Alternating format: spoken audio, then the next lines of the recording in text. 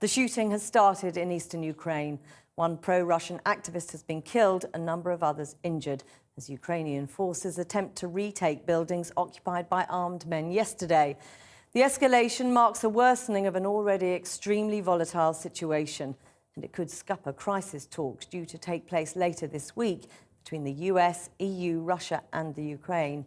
A warning, Paul Mason's report has some distressing images. It was the moment the conflict in East Ukraine got deadly.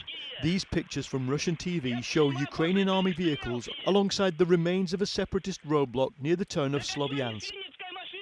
Bullet holes in the windows and one pro-Russian rebel is dead, part of what the government in Kiev calls an anti-terror operation.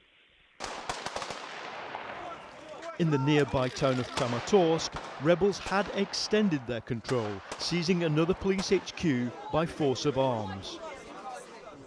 In Slovyansk, where the armed rebellion began yesterday, the pro-Russian militia started the day on the barricades. The local population expressed support.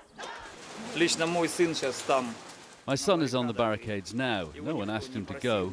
They made the decision themselves. Salaries went down, diesel, gasoline, medicine and food got more expensive. People aren't happy. But a British journalist at the scene said the armed men were highly organised. What is clear is that there are professional soldiers here that are heavily armed. They are in full military uniform. They don't have insignias, but these are professional soldiers without doubt. This is a region where nearly 4 out of 5 people speak Russian. Here in the city of Donetsk, protesters remain in control of the key buildings. Though they've proclaimed an independent republic, what many really want is a federal solution in Ukraine, leaving them free to engage with Russia and to disengage from the government in Kiev.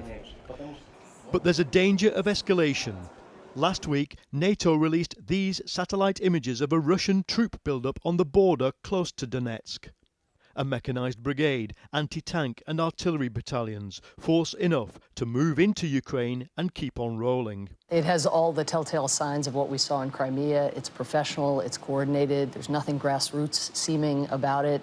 The forces are doing in each of the 6 or 7 cities that they've been active in exactly the same thing. So certainly it bears the telltale signs of Moscow's involvement.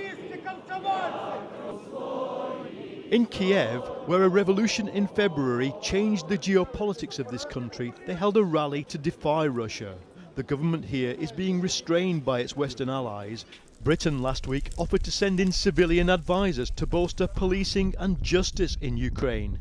If that ever happens, this is the chaos those advisors would be walking into.